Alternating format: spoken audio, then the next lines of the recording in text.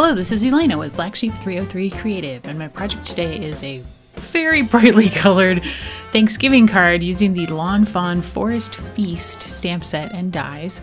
There's the cute stamp set on the left, and I'm stamping in all my little critters in VersaFine Onyx Black ink onto some Bristol Smooth cardstock because I'm going to use my Zig markers with this. And then I am stamping the tree stump in Gina K Designs Warm Cocoa because I wanted that to be brown. So to color these, did I say it? I'm using my Zig Clean Color Real Brush markers. I'm not going to be using water with these today. I'm just going to color zigs into zigs because I wanted like a lot of saturation and some very bright colors for this. So I've started off with 90 gray here on the raccoon. And then I'm going to blend this with 91 light gray to kind of give him some shadows and shading on his gray parts of his fur.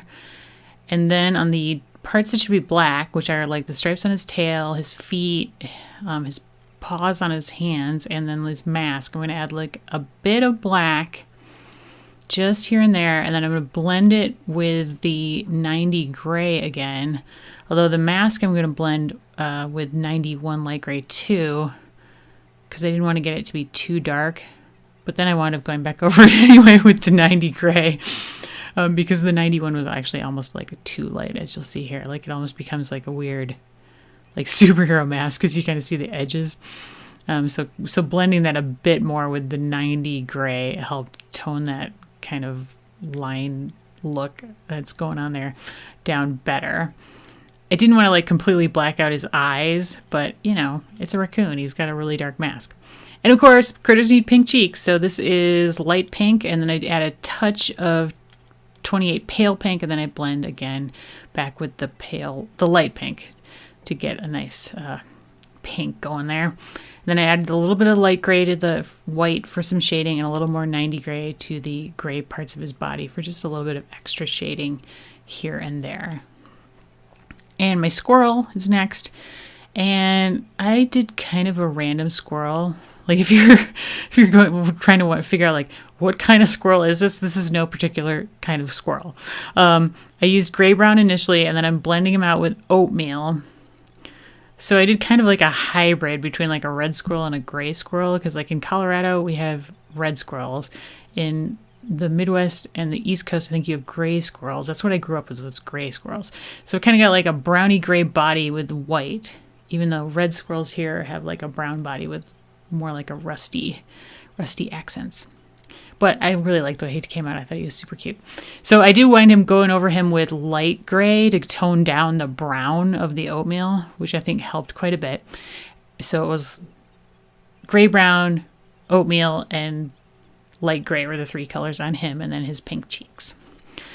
For my hedgehog, I started off with oatmeal, and then I'm adding mustard. Then I'm going to blend back out again with the oatmeal.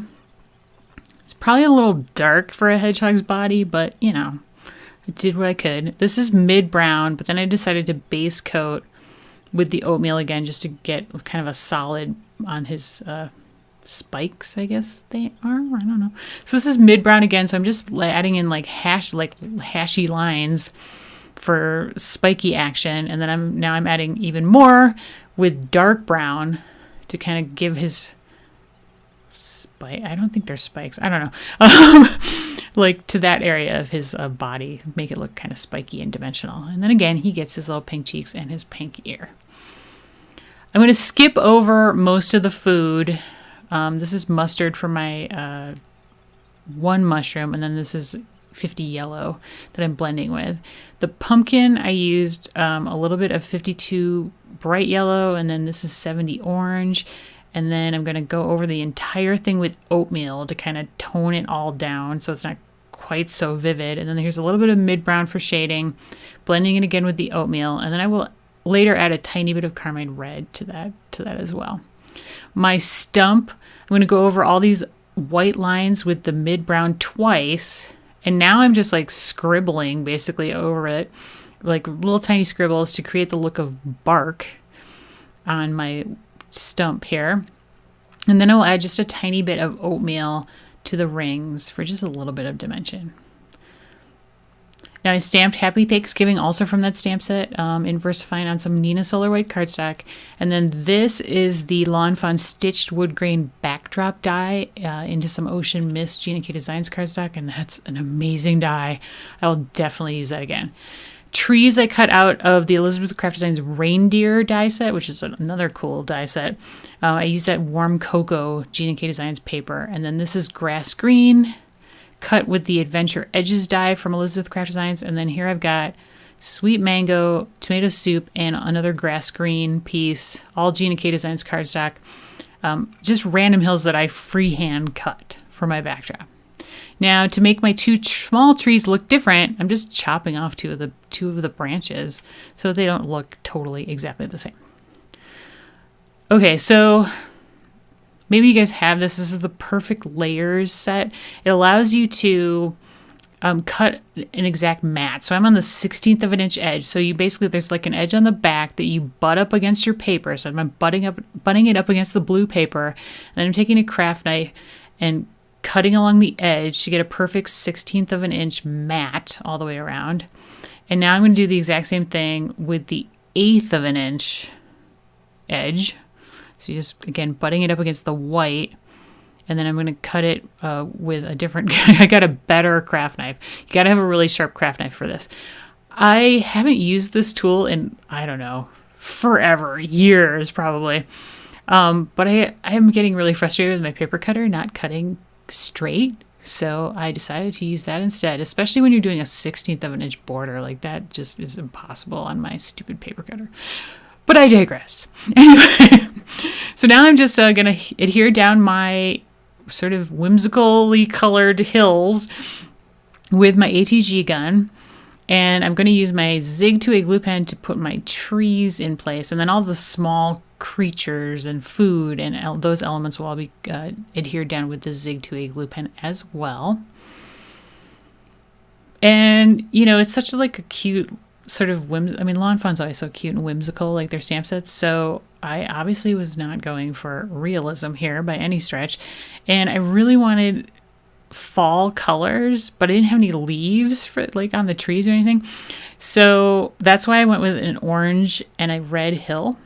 And I know it doesn't really, not necessarily realistic, but I thought it was kind of fun. And I figured, hey, maybe they're in the woods in front of some agricultural fields that have changed colors for the season. I don't know. But I just thought it was fun. And I was really just going for like a really brightly colored and sort of very fun and cutesy kind of scene here. And there you can see I've die cut all my little stamped images with the matching dies. And now I'm going to trim off all the excess of this paper that I've adhered down to get everything to the size of the card base. And now I'm going to take the grass that I cut with the Adventure Edges dies from Elizabeth Craft Designs, and I'm going to pop that up on some foam tape in front of the tree stump, just to give it like a little bit of dimension. Although there is a fair amount of dimension already going on because I've got so many layers of cardstock happening. But I actually really kind of liked how thick it wound up. It was kind of fun. And again, just trimming off the excess of that. And now I'm going to adhere down all my little scene elements. And as I mentioned, I'm going to use the Zig 2A glue pen. I'm going to not show all this because I think you guys kind of understand how to glue things down. I did want to stick that purple mushroom behind the tree stump, but I'd already adhered the tree stump down, so I wound up having to like trim the mushroom down to get it in the right position for the hedgehog to sit on top of.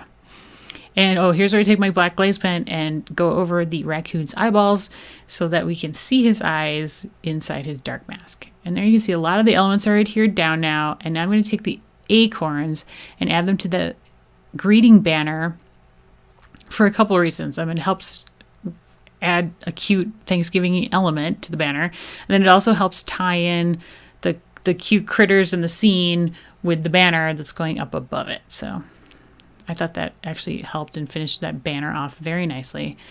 And then I'm going to add my green apple here to the side of the scene, and that will complete the little elements on the bottom. And now I'm going to adhere down my banner with my ATG gun and trim off the edges, and that will complete the card. And as you can see, like super brightly colored. I do wind up moving the banner here in a second. Like I'm going to decide this is weird and it's up too high. I did adhere the entire thing onto an A2 size card base. It is larger than an A2 size card. It's about 1/4 of an inch larger on both dimensions just because of the matting. So I just adhered the card into the middle since I didn't have a larger piece of white to cut a card base out of. So here's where I'm going to very carefully pry up my banner and adhere it down just a touch lower. And that is the completed project. And no glitter on this card, guys. I don't know what came over me, but it didn't call out for it. So I did not add glitter, but this cute look at the coloring. I was really happy with the squirrel especially, but I thought the critters really came out super cute. So hopefully you like my really brightly and not very realistically colored Thanksgiving scene. As always, supplies are linked in the video description and over on my blog. If you liked the video, please give me a thumbs up, and I'd love to hear from you, so leave me a comment. And if you haven't subscribed yet, please subscribe to my channel. Thanks so much and have an amazing day.